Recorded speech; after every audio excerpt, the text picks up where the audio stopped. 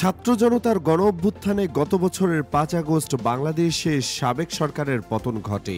এ সময় সরকার বিরোধী আন্দোলন সম্পর্কে ভারত অবগত ছিল বলে জানিয়েছেন দেশটির পররাষ্ট্রমন্ত্রী এস জয়শঙ্কর। তিনি বলেন, শেখ হাসিনার বিরুদ্ধে বাংলাদেশের মানুষের মধ্যে ক্ষোভ তৈরি হচ্ছিল এবং তার বিরুদ্ধে সাধারণ মানুষের মধ্যে শক্তিশালী যে বিক্ষোভ সৃষ্টি হচ্ছিল সে সম্পর্কে ভারত অবগত থাকলেও ভারত কোনো হস্তক্ষেপ করতে পারেনি। ২২ মার্চ শনিবার দেশটির পররাষ্ট্র বিষয়ক সংসদের পরামর্শক কমিটির কাছে জয়শঙ্কর এ তথ্য জানান। খবরটি প্রকাশ করেছে সংবাদ মাধ্যম দ্য হিন্দু। তিনি কমিটির কাছে দাবি করেন, স্বৈরাচার হাসিনাকে প্রভাবিত করার মতো প্রয়োজনীয় প্রভাব তাদের ছিল না। তারা হাসিনাকে শুধুমাত্র পরামর্শ দিতে পারতেন, আর কোনো সাহায্য সরবরাহ করতে পারতেন না। এছাড়া তিনি জাতিসংঘের মানবাধিকার বিষয়ক হাই কমিশনার ভলকার তুর্কের একটি সাক্ষাৎকারের বিষয়টিও তুলে ধরেন।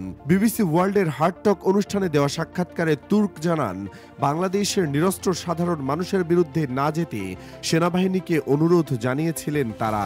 তিনি দাবি করেন, ওই সময় সতর্কতা দেওয়া হয়, নিরস্ত্র মানুষের বিরুদ্ধে গেলে জাতিসংঘের শান্তিরক্ষী বাহিনীতে বাংলাদেশকে নিষিদ্ধ করা হবে। আন্তঃবাহিনী জনসংযোগ পরিদপ্তর আইএসপিআর পরবর্তীতে অবশ্য জানায়, জাতিসংঘের মানবাধিকার বিষয়ক হাই কমিশনার ভলকার তুর্ক সেনাবাহিনীকে এ ব্যাপারে সরাসরি কিছু বলেননি। এর বদলে তৎকালীন সরকারকে তিনি এ কথা জানিয়ে থাকতে পারেন। দ্য হিন্দু প্রতিবেদনে বলা হয়েছে, পররাষ্ট্র বিষয়ক পরামর্শক কমিটি জয়শঙ্করের সঙ্গে প্রতিবেশী দেশগুলোর সঙ্গে ভারতের পররাষ্ট্র নীতি নিয়ে খোলামেলা আলোচনা করতে বৈঠকে বসেছিলেন।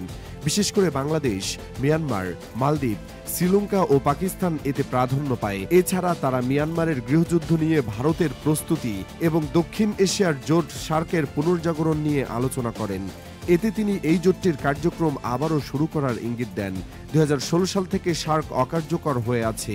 বৈঠকে পররাষ্ট্র বিষয়ক এই কমিটির সদস্যরা ভারতের প্রতিবেশী দেশগুলোর চীনের প্রভাবের বিস্তার নিয়েও আলোচনা করেন। তারা জয়শঙ্করের কাছে জানতে চান, সামনের দশকে বাংলাদেশ, মালদ্বীপ, শ্রীলঙ্কা ও নেপালে চীনের প্রভাব ঠেকাতে ভারত কি পরিকল্পনা করছে। এদিকে বাংলাদেশে অন্তর্বর্তীকালীন সরকার ভারতের সঙ্গে সংলাপ শুরু করলেও দিল্লি ঢাকা সম্পর্কের টানাপোড়েনের দেখা দিয়েছে, কারণ ক্ষমতাচ্যুত সাবেক প্রধানমন্ত্রী শেখ হাসিনাকে আশ্রয় দিয়েছে ভারত। ২০২৪ সালের ডিসেম্বরে ভারত তার পররাষ্ট্র সচিব বিক্রম মিস্ত্রিকে বাংলাদেশে পাঠিয়ে অন্তর্বর্তীকালীন সরকারের সঙ্গে যোগাযোগের চেষ্টা করে। তবে আগামী ২ থেকে ৪ এপ্রিল ব্যাংককে অনুষ্ঠিতব্য বিমস্টেক সম্মেলনের ফাঁকে প্রধানমন্ত্রী নরেন্দ্র মোদী ও প্রধান উপদেষ্টা মোহাম্মদ ইউনূসের মধ্যে আনুষ্ঠানিক কোনো বৈঠক হবার ইঙ্গিত পাওয়া গেলেও এ বিষয়ে ভারতীয় পররাষ্ট্র মন্ত্রণালয় থেকে এখনও কিছু জানা যায়নি।